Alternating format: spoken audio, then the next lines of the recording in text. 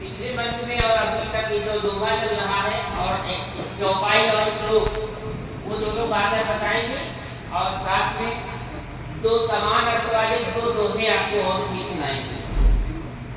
Let's start. चौपाई। अब मोहि भागरो हनुमंता, बिनु हरि कृपा नहीं संता।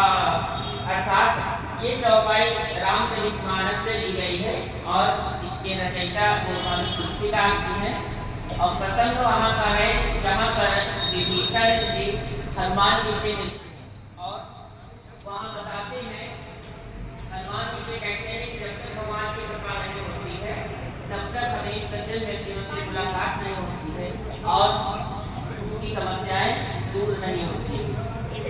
और श्लोक है, सुखार्थिना कुतो विद्या, विद्यार्थिना कुतो सुखम, सुखार्थिना वा तदेव विद्या, विद्यार्थिना वा तदेव सुखम।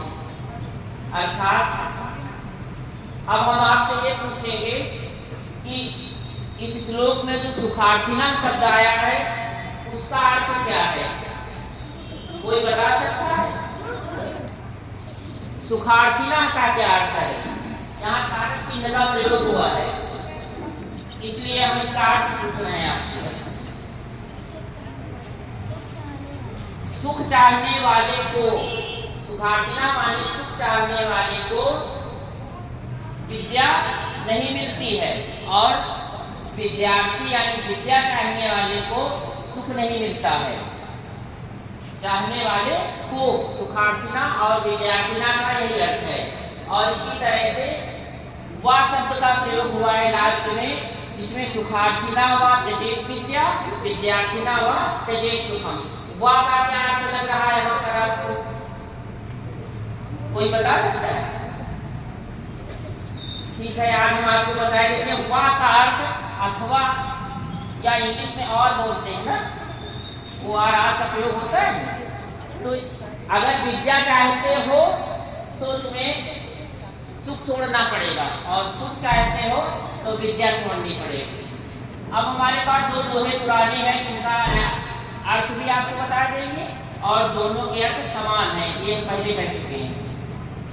केला तब नहीं चेतिया जब आंगन जामी पे, अब पछताए होत क्या जब काटने आई थे। अर्थात कवि कहता है कि हमें जितनी बुराइयां हमारे अंदर अगर पनपती हैं तो उन्हें पहले ही नष्ट कर देना चाहिए। जैसे कि अगर आंगन में आपके पेड़ का बेर का पेड़ उगता है और बेर कांटे का पेड़ होता है जो नुकसान करता है, तो अगर केला और बेर एक ही साथ आंगन में उगे हैं तो बेर के पेड़ को छोटे में ही उसको काट देना चाहिए। बुराइयां पनपने से पहले ही उन्हें नष्ट कर देना चाहिए। और इसी तरह का एक दोहा और है कि कह रहीम कैसे निभे बेर केरी को संग, बेदौलत रस आपने उनके फाटक अंग।